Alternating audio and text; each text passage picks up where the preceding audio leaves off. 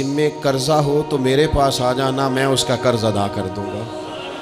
نبی پاک صلی اللہ تعالیٰ علیہ وسلم نے اپنی رحمت کے ساتھ امت کو جو حصہ عطا فرمایا، اور جس طرح سے حضور سید عالم صلی اللہ تعالیٰ علیہ وسلم نے ہمیں یہ اسباق پڑھائے، اس طرح ہونا نہیں چاہیے تھا جو ترتیب آج دنیا میں لگ گئی ہے، اور جس انداز میں مسلمان اپنے صبح و شام گزار رہا ہے۔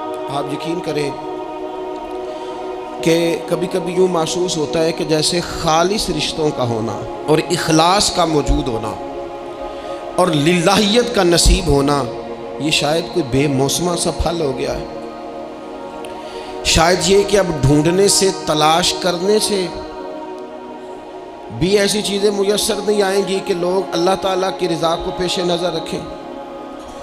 اور پھر اب تو اس طرح کا ماحول ہو گیا ہے کہ چونکہ زیادہ لوگ جھوٹ بولتے ہیں اللہ ماشاء اللہ، تو بیچ میں سچ بولنے والا عجیب لگتا ہے۔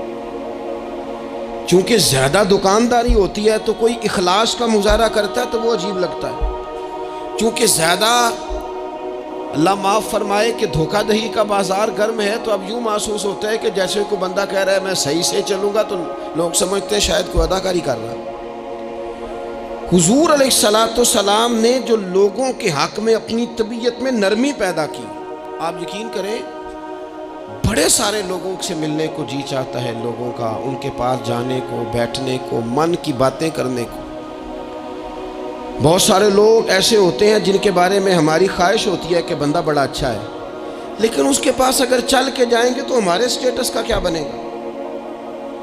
اگر ہم جا کے اس کی مجلس میں بیٹھ گئے تو وہ جہاں ہم خود میرے مجلس تھے اس کا کیا بنے گا؟ اگر ہم کسی شخص کی طرف بڑھ گئے، آگے بڑھ کے ہم نے 2 قدم آگے جا کے گرم جوشی سے اس کا استقبال کیا تو کوئی شخص یہ نہ سمجھ بیٹھے کہ یہ تو کوئی لو سٹینڈرڈ رکھتا ہے۔ ہم نے وہ اس طرح کے بیج بوئے ہیں انانیت کے کہ ڈھیر ساری تکلیف لوگوں کو ہماری وجہ سے ہوتی ہے۔ بہت سارے لوگ آزمائش کا شکار ہوتے ہیں، بعض لوگ آ جائیں، لوگ ڈھب سے کھانا نہیں کھا پاتے، لیکن وہ خاص رحمت اور وہ خاص نرمی جو نبی کریم نے ہمیں عطا فرمائی ہے، یار یہ کتنا، میں آپ کو ذاتی بات بتاتا ہوں، اپنے مخالف کو، گالی دینے والے کو، زندگی کے کسی کونے میں برا کہنے والے کو معاف کرنا بڑا مشکل کام ہے۔ کسی شخص نے 30 سال پہلے بھی کبھی آپ کو کوئی سخت لفظ کہا ہو تو وہ بندہ سامنے آئے تو بات یاد آ جاتی ہے، یار اس نے یہ کہا تھا۔ باتیں کھٹکتی ہیں۔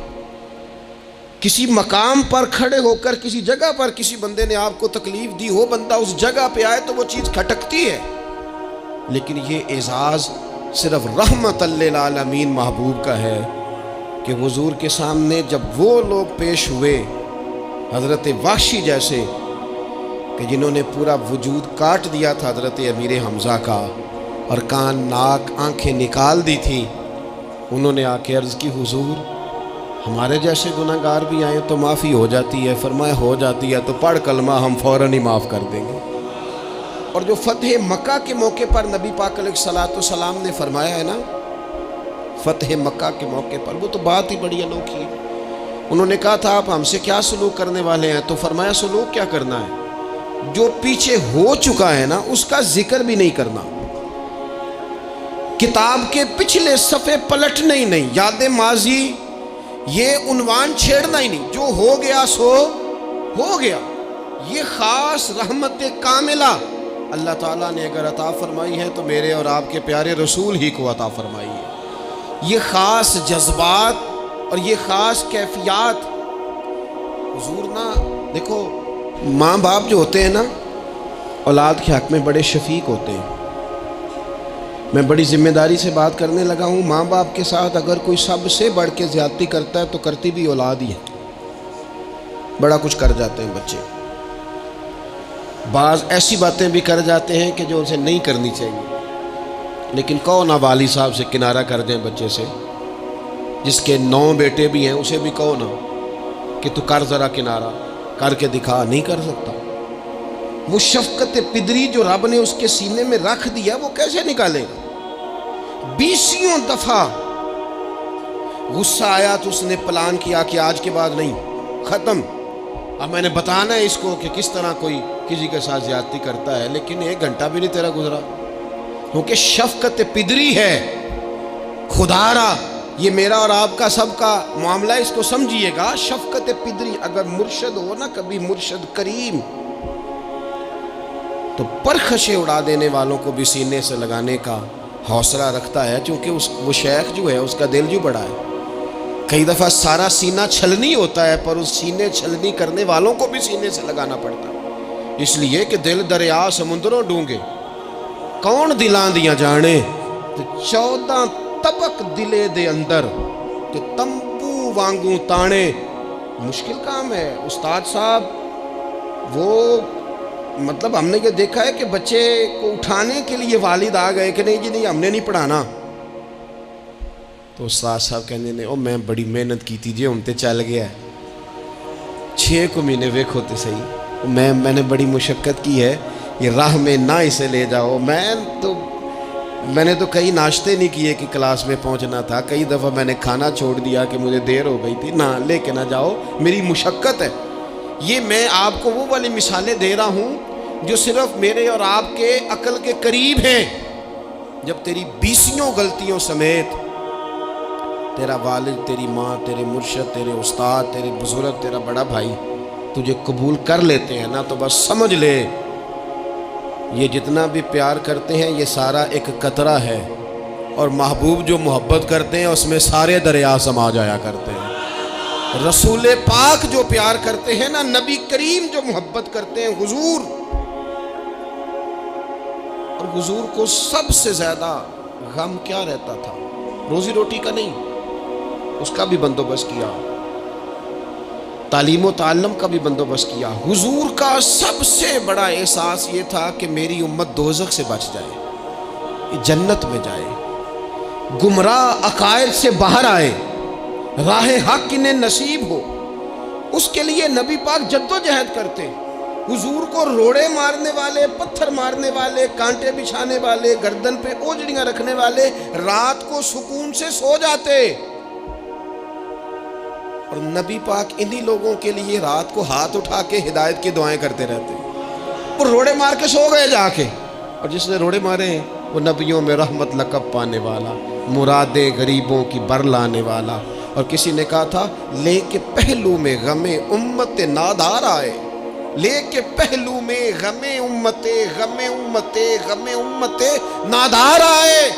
وہ دیکھو امتی امتی کہتے ہوئے سرکار آئے. وہ دیکھو نا، امتی امتی کہتے ہوئے، لے کے پہلو میں غم امت نادار آئے. حضور کے پہلو میں غم ہے امت. یا اللہ مہربانی فرما، یا اللہ مہربانی فرما. اور صبح قیامت بھی ہم سب لوگ نا لائق لوگوں سے اپنا تعلق بناتے ہیں. میں نے دیکھا ہے کہ ساری زندگی کا رشتہ ہے. وہ کسی نے کہا تھا کہ کوئی بندہ مجھے ایسا چاہیے کہ میں اس سے جھوٹ بھی بولوں تو وہ مجھ سے سچ بولے. کچھ لوگ ایسے چاہیے ہوتے ہیں نا زندگی میں کہ وہ توأن و کرہن ساتھ ہی رہے، لیکن یہ ہوتا نہیں، مشکل کام ہے. لوگ کہتے ہیں اگر لائق ہے تو میرا ہے، نالائق ہے تو پھر میرا. بنتے نہیں، یقین کریں. آپ سے زندگی میں کوئی خطا ہو گئی کو آپ کا بننے کو تیار نہیں ہوتا، کہتے میرا نہیں تعلق بھائی، میں اس کے لین دین کا بالکل ذمہ دار نہیں، میرا اس کا کوئی رشتہ نہیں، تو جان یہ جان، کاٹ دیا. اور اگر گناہ ہو گیا، غلطی ہو گئی، انسان سے ہو جاتی ہے. اپنی ساری غلطیوں سمیت اپنے آپ سے پیار ہے، اور دوسرے سے ایک ہو جائے تو. لیکن کچھ لوگ ایسے ہوتے ہیں. حضور غوث پاک کے مدرسے کے اساتذہ نے کہا تھا حضور سبق بانٹنے ہیں، پیریڈ لگانے ہیں، آپ کو کون سی کتاب دے دیں، فقہ، اصول، تفسیر، حدیث، کیا پڑھائیں گے؟ تو آپ فرمانے لگے نہیں، تم مجھے سبق نہ کوئی دو، تم اس طرح کی تقسیم کرو کہ لائق بچے سارے تم رکھ لو، نالائق سارے مجھے دے دو. حضور علیہ السلام نے فرمایا قیامت کے دن جو بڑے بڑے گناہ گار ہوں گے نا، بڑے وہ میری چادر کے نیچے چھپے ہوئے ہوں گے.